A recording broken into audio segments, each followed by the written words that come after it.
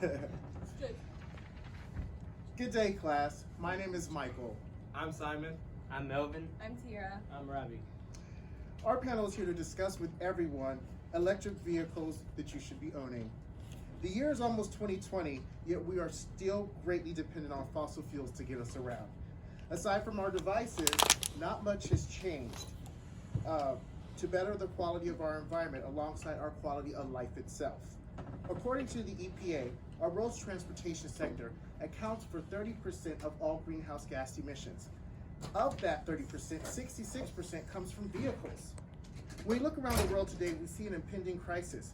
Venice recently succumbing to high tides and twice in 1 week, and an unsettled Iran dealing with violent protests resulting from a 50 to 300% rise in gas prices. There's no denying that these gas guzzlers that have held the main stage for too long have had far-reaching negative consequences, from civil unrest to global warming. Today is time to embrace change. Today is time for the rise of electric vehicles, absolutely, and everyone should own one now. Hopefully after this you will see it's time to let go of that oil monster and buy yourself an electric car. Global warming started in the 1800s with the Industrial Revolution. That's when we first started burning fossil fuels as a source of energy. Gas cars have a combustion system that burns gasoline, releasing carbon dioxide and other greenhouse gases into the atmosphere. This we all know to be true. The effect of this process continues to accelerate global warming at an alarming rate. The Intergovernmental Panel on Climate Change, which is the body of UN that deals with climate control, releases annual reports that analyze rising threats. Here is a visualization of one of their graphs they have recently put out, which displays the different paths that global warming can take going into the future, depending on the amount of greenhouse gases that we continue to release. The orange line represents a scenario in which we do not release any carbon emissions after today, which is pretty unrealistic. So if we're being realistic, these three are the next options we have. Just to remind you guys, we have temperature here on the left side, and on the bottom we have a timeline. We're here in 2020. If we keep 20% of our current emissions, we'll be on the blue line.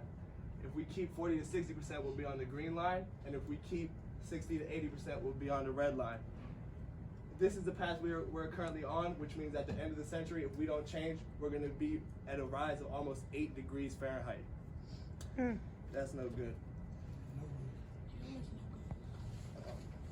We as humans must make a change in order to reduce our greenhouse gas emissions, in order to reverse these negative effects it has on our environmental climate.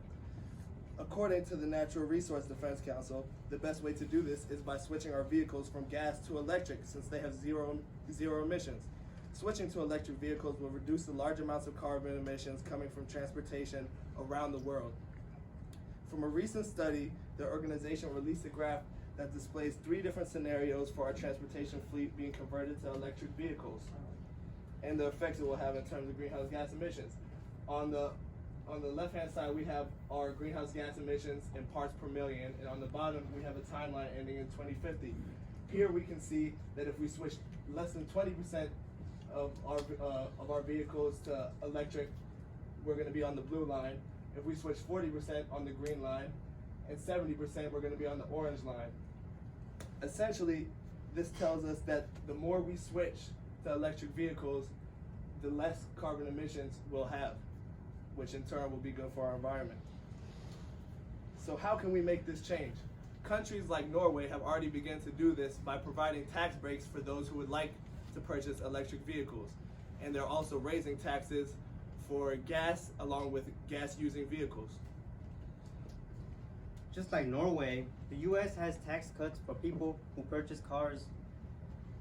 For example, J.G. Liu from the Environmental and Study Institute writes, the Administration Internal Revenue Service, also known as the IRS, charge credit is $2,500 to $7,500 per new electric vehicle obtained in the US.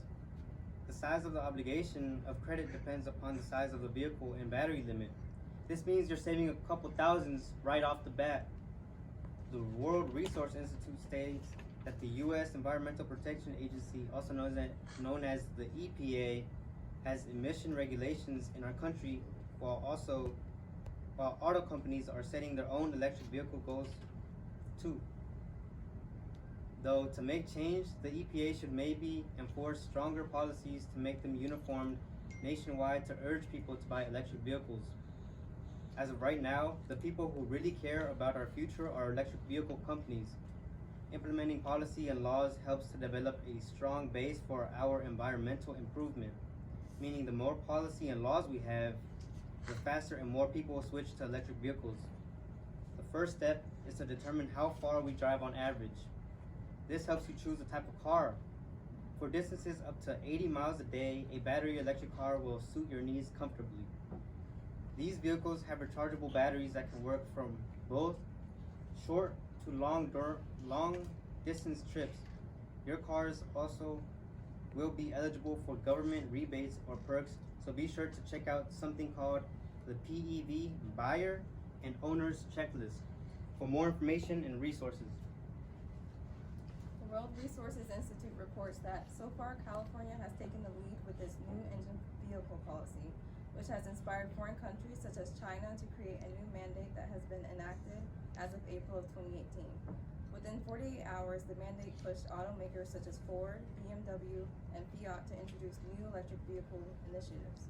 In the past 3 years, 20 companies and countries have been reaching for electric vehicles specifically for greenhouse reduction, energy security, and efficiency. Electric vehicles are always going to be more beneficial than buying a gasoline car.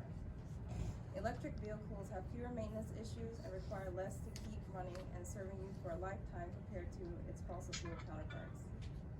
EV drivers have auto insurance discounts as well, access to HOV lanes, and purchase incentives, much like what Melvin just mentioned. These are all current perks associated with making an EV car your next investment. Doing our part to be environmentally friendly and economically responsible doesn't mean you have to sacrifice luxury, speed, or overall performance either. There is a plethora of EV car models that can suit anyone's taste. Did you know that going full throttle on a 700 horsepower Dodge Sport performance sedan will run out of fuel in less than 13 minutes, whereas in the new all-electric Porsche Taycan with 750 horsepower, you have a range of 230 miles when fully charged. As an enthusiast myself, I'm here to tell you that electric cars are the future. If racing and top performance are your concerns, you can rest assured EV cars have you covered. Today, EV cars are meeting their standards and expectations sought after in the world of supercar racing and personally owned vehicles. City driving, where top speed barely reaches 35 to 45 miles an hour at best, there is no need for big engine vehicles roaming around poisoning our atmosphere. Gasoline cars are the past and are much less reliable compared to electric cars, especially in terms of saving our planet and our money. Just to touch a bit more on performance, EV cars are more reliable, more powerful, and have plenty of artificial intelligence technology such as sensory and autonomous driving, which effectively decreases the rates of accidents. The future of performance cars aided by the electrification of these engines. Specific advantages are unique to electric cars such as instant peak torque, the lack of transmission, throttle control, reduced brake fade, and the flexibility of battery packaging with respect to handling. Another important thing to consider is that electric car owners deal with maintenance and their highly costs, especially for luxury cars. The legacy of Porsche is known for their top performing cars. Their fastest produced street legal car ever goes from 0 to 60 in 2.5 seconds, while their all-new electric sedan that was recently launched hits 60 in 2.4 seconds, according to their website. Basically, buying an electric car is a win-win situation. Less money to charge to full power versus gas up to full tank while enjoying the immense amount of power the electric car can deliver.